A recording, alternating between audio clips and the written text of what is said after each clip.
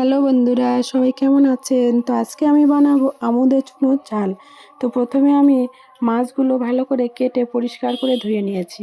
তারপরে হলুদ, লঙ্কার গুঁড়ো আর লবণ মাখিয়ে একটা কড়াইতে তেল দিয়ে হালকা হালকা এপিট ওপিট করে ভেজে তুলে নেব। তো মাছগুলো আমার ভাজা হয়ে গিয়েছে, তুলে নিয়ে ওই কড়াই কিছুটা তেল দিলাম, তেল দিয়ে পেঁয়াজ দিয়ে দিয়েছি। পেঁয়াজটা লাল হয়ে গিয়েছে, এখন দিয়ে দেবো অল্প একটু লবণ। তো লবণটা দিয়ে অল্প একটু জল দিলাম, আর আদা রসুন আর জিরে মরিচ পেস্ট দিয়ে দিলাম 2 চামচ, 1 চামচ হলুদ গুঁড়ো আর 1 চামচ লঙ্কার গুঁড়ো, আর কয়েকটা কাঁচা লঙ্কা চিড়ে দিয়ে ভালো করে মশলাটা কষে নেব। তারপরে আলু দিয়ে দেব।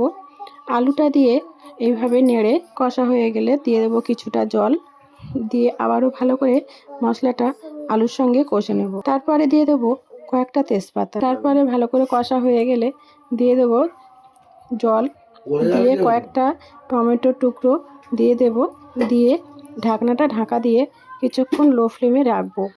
তো তারপরে আলুটা আমার সিদ্ধ হয়ে গেলে মাছগুলো উপর থেকে দিয়ে আর কিছুটা ধনেপাতা কুচি দেব।